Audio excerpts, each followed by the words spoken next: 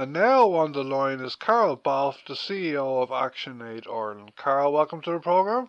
Thanks very much for having me, Darren.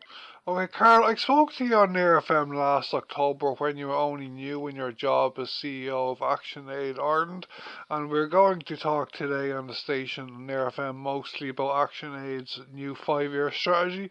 To start off, Karol, though, can you tell me again how you are getting on as CEO of your organisation, and can you remind our listeners, for those who don't know, about what makes ActionAid different than many other organisations who work in the Global South? Perfect. Yeah, well, thanks so much, Darren, for having me back. I think I was only 2 months in the door when I spoke to you last. So I'm about 8 months in now as CEO of ActionAid Ireland, and it's just been such a wonderful experience being here with an organisation that is so focused on women's rights, that's so focused on really changing the really important issues that I think many shy away from because they're so difficult to deal with. But I think ActionAid is brave in its focus on the really big issues like economic justice, climate justice, really looking at systems change nationally and globally. And I think what makes ActionAid different, I mean, there are many great organisations out there that also really work really strongly with local partners, and it's always been a strong focus of ActionAid's work. And I suppose one of the key things that makes ActionAid different from other organisations is grappled with this issue of power. And power between the global south and the global north, and power within our own organisation. And you hear of a lot of organisations who have headquarters, usually in a European capital or somewhere within the global north. But ActionAid was actually one of the first to really look at decentralising and internationalising.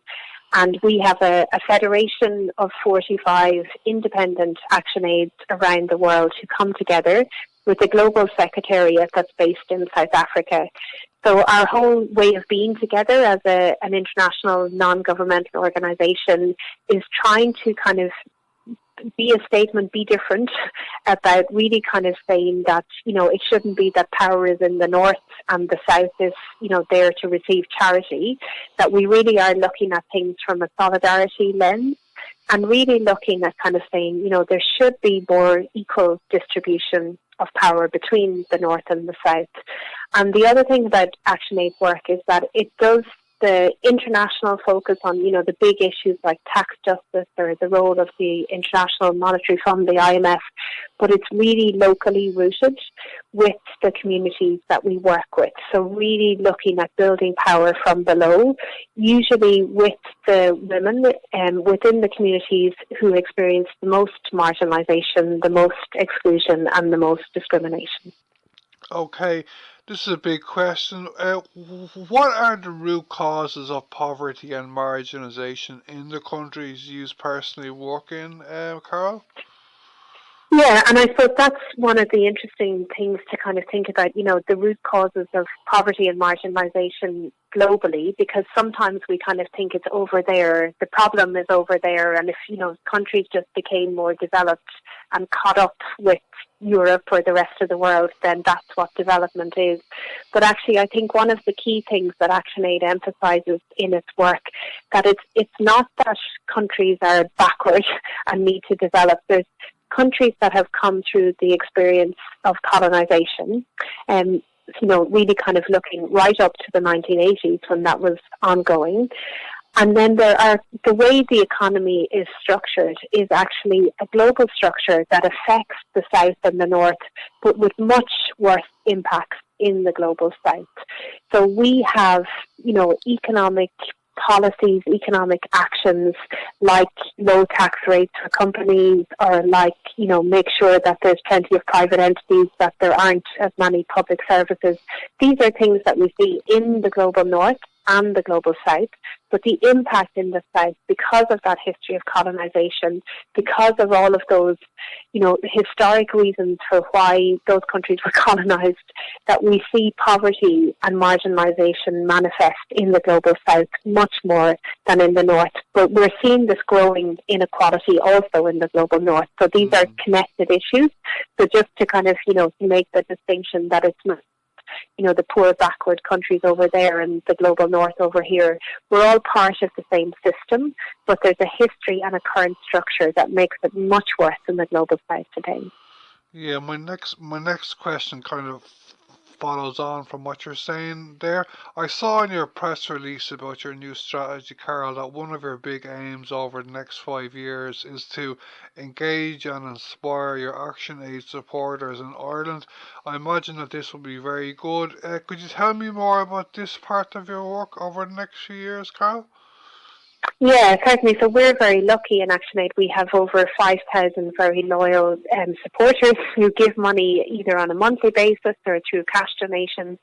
And they give to ActionAid, I think, because of our focus on women's rights and because of our focus on long-term change as well. We're not talking about just kind of providing or addressing immediate needs. We're also really kind of looking at working with communities, women in particular, living in poverty, living in marginalisation, working with them using human rights, so understanding that, the reason why they can't send their kids to school or the reason why they don't have a decent job is not their fault, but actually there are many ways that the state is not providing for their needs and they're in a country where their human rights are not being realised. And we see this in Ireland with housing as well. But also, what we want to do with our supporters is really, to continue to show that solidarity with people in the global south, to stand with them, to work with them, to address, to be there with them so that they can send their kids to school, they can make sure there's access to education, that women can earn a livelihood, but also that we're addressing those bigger picture questions that really lead to women's marginalisation and exclusion. So we want to continue to work with the Irish public on the issues that we're working on. The other thing that we do, as well as raising funds for countries in the global south, what we also do is kind of campaigning on various issues. And we've had a really great response from the Irish public on a range of issues around violence against women, solidarity with Palestine, and also around climate justice. Okay, I am not an expert on feminism, but to find out more, both for myself and for some of our listeners on the AFM, can you tell me, Karol, what you mean in your strategy by feminist alternatives for economic and climate justice? Yeah, and I think one of the key things with this is that really what we're talking about is looking at things that women want in their lives, things that women want from the state, things that women want to be able to kind of, to address the inequality and marginalisation that they experience. And we work all over the world, and what's a feminist alternative will be very different in Kenya, from Nepal to Ethiopia. But there's a couple of things that are really common when we've kind of looked at, what are these things that women's movements, women want when realising their rights.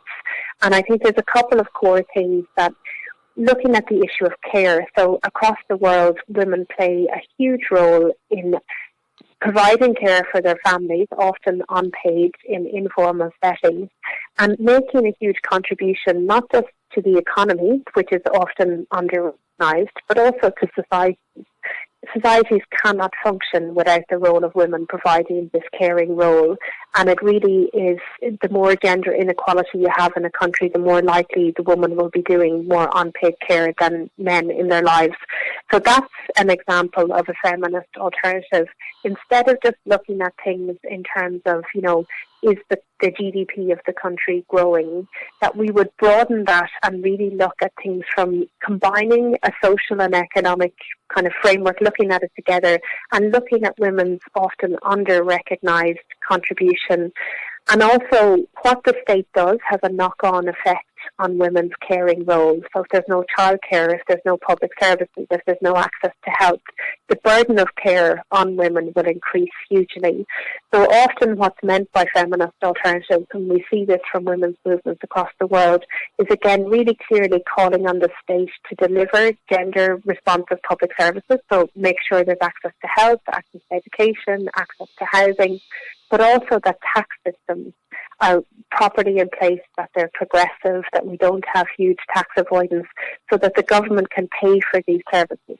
Okay, to follow on with another couple of women's issues, uh, Karol, is there any difference compared to the work you do on ActionAid for women compared to other organisations in terms of big issues like violence against women and exclusion of women, and the whole issue of the future of women's leadership in the global south?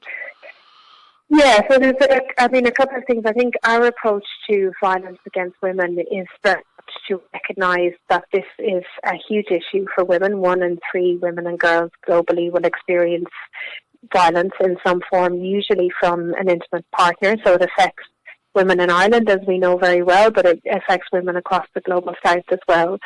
So the key thing I think that we do in that is to really start with what women are saying and really come at it from a women's empowerment approach, that women are identifying what the issues are and how they want to respond to those issues.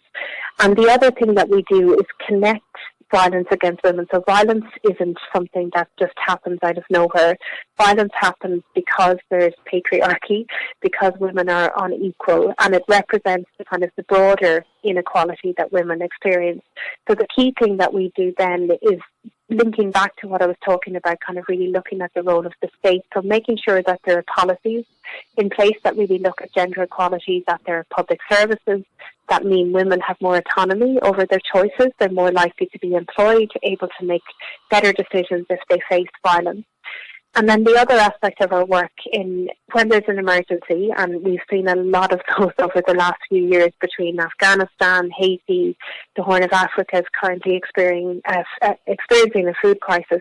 What ActionAid does is really start with the women and enhancing their leadership to respond to emergencies. Because often what happens is there's a very male-dominated response to emergencies. It's often men in organisations leading the response. It's men within the UN system. Often communities are told this is what you need, rather than listening to what women themselves want, and really trying to change those aspects of inequality in how you respond to an emergency. And that's really key to ActionAid's approach.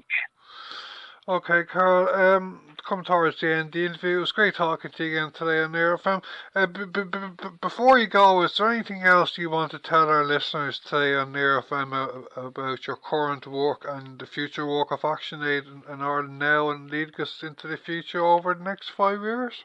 Yeah, we hope to continue our work with the Irish public, with the Irish government, with Irish supporters. And I would really encourage people, and I think there's been a lot of reflection in this country on issues like violence against women. There's been some really horrific recent murders that have sparked a lot of attention to this issue in Ireland. So this is something that, we stand in solidarity with those working in Ireland on this issue. But for people who are really interested in the global dimensions of this and really kind of looking at the experiences of women across the globe, I'd really encourage them to have a look at the strategy, have a look at our website, and we're more than happy to talk to anyone who's particularly interested in any given country.